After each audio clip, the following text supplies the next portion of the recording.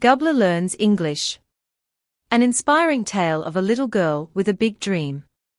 Gubli was the smallest girl in her village. Small in size, yes, but her dreams, they were bigger than the sky.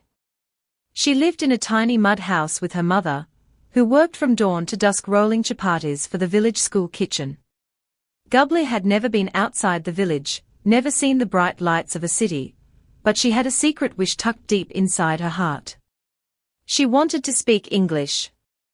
Not because she wanted to show off, but because every time she saw tourists passing through the nearby road, laughing and speaking in a language she didn't understand, her heart ached.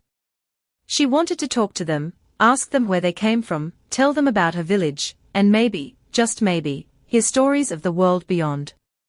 But there was a problem. In her school, English was treated like a strange guest, appearing in textbooks, but never truly spoken. One day, fate gave her a spark. A young woman named Ononya came to the village as a volunteer teacher. She wore simple clothes, but spoke fluent English. When she smiled and said, "Hello, children," the words danced in the air like magic. Most of the children giggled, not understanding. But Gubli. She leaned forward, eyes shining. That day, Ononya taught them simple words. Cat. Dog. Tree. Sky. The other children forgot them by evening.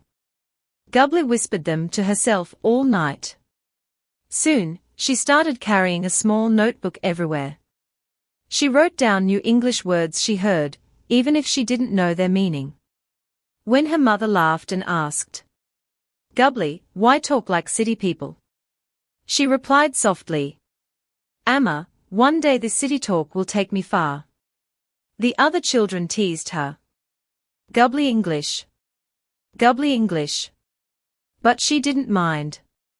Every evening, she stood near the big banyan tree, pretending it was her classroom. She would point and say, "This is a tree. This is the sky. This is the road." She even made a friend in the form of an old village cow she called Brownie.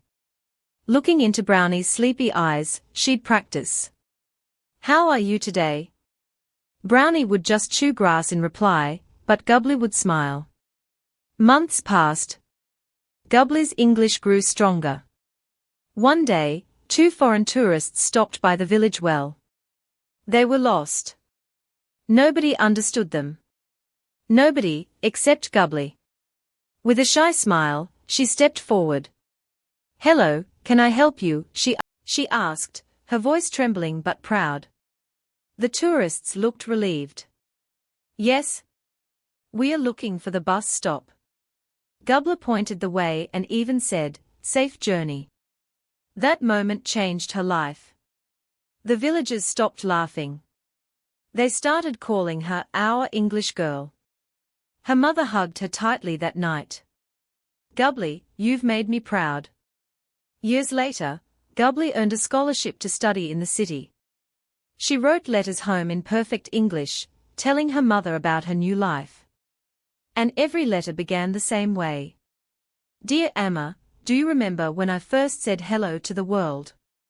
Because for Gubli, learning English wasn't just about words. It was about opening a door to a bigger, brighter world, and walking through it with courage.